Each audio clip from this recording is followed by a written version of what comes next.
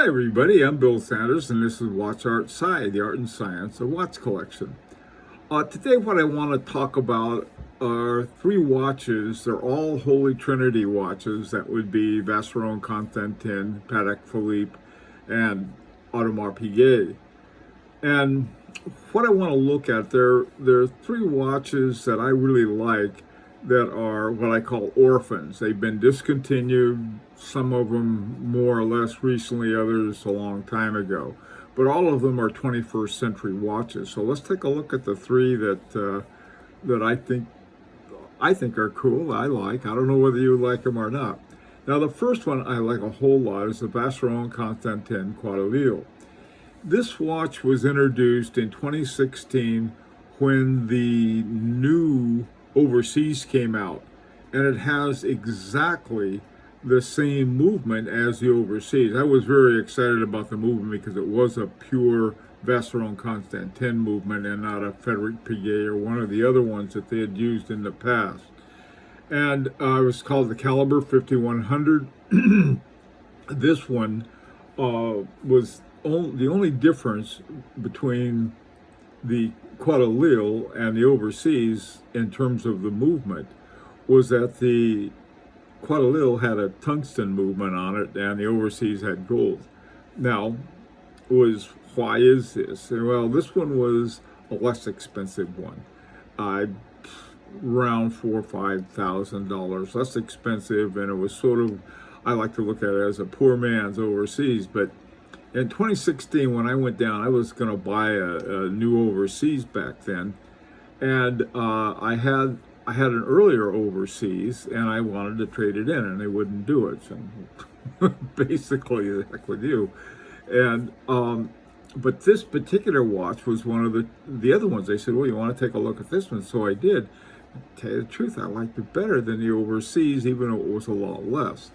Now, may have been because I had been wearing it overseas for a few years and I was sort of used to it and wanted something a little different. I don't know, but this one, you can find these at some great prices. I'll put it that way.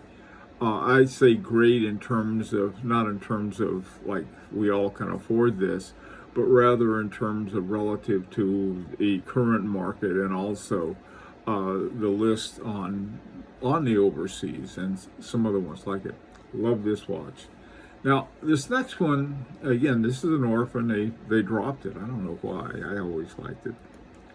Now it's a whole line of watches that Audemars Piguet dropped. First of all is the Jules Audemars, and the Jules Audemars was sort of a more, I would say a dress watch more type of a dress watch, especially compared to the Royal Oak, which was more of a sports watch, and very much more than the Royal Oak offshore. And so here was a whole line of watches. They had some pretty decent prices on these. So if you're looking for a good Holy Trinity dress watch, take a look at what's available in the Jules Audemars line of watches. This particular one was from 2013. This one happened to be pretty expensive, but that's another story. Others of them you can find them well under $10,000 in gold. So it's something you might want to look at. Now, sort of a same but different line of watches with the Edward Piguet. The Jules Audemars sort of were like the round ones, and the Edward Piguet were more of the rectangular shaped ones. Here's one from 2000. I'd always looked at this watch and always thought, boy, this would be a neat one. They both have Audemars Piguet movements. One of the things about Jules Audemars, I mean, partially a warning and partially an opportunity. They tend to be small. I mean, if you're looking at one, you say, boy, I really like it. That's a great price. Check out the size, because they might be like 32 or 34 millimeters or 36, somewhere in there. However, if you like smaller watches, this is great. There are a lot of good buys on the Jules Audemars. The Edward Piguet, they're 29 by 46. They're pretty good size watch. They're not as, obviously not as wide as they are long, but they're a very interesting watch. And again, if you're looking for a dress watch of a tonneau shape or rectangular shape, you might want to take a look at it. Again, these are all orphans. Now, the final orphan is one. This is a Patek Philippe Gondolo. Now, there are a lot of different Gondolos. This particular one is the 5124G-10001. I think that's the movement number. Thing about these watches, though, they have they made them both before 2009 and after 2009. I think they were originally introduced in sometime in the early 2000s. The big difference is that I'm not a fan of any luxury watch, traditional watch, mechanical watch with a silicone hairspring. Nothing against them. It's just what I prefer. Would rather have something that's made out of transitional metals rather than a metalloid for a hairspring. I mean, they're good. Not that they're awful. They're just not something I prefer.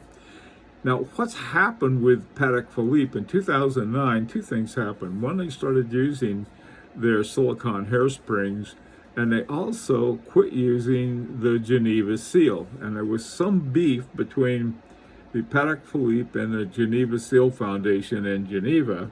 And what happened was that if you look at the seals on the back of the watch, in this particular watch, you'll either find the Geneva seal, or you're going to find this thing that has PP on it for Patek Philippe. That's their seal of approval. And apparently, I guess, it could have been over the silicone. I'm not positive, but I think it may have been. They said, okay, you're going to use silicone, no Geneva seal. And basically, Patek Philippe said, nah, all right, who needs it? We'll have our own seal.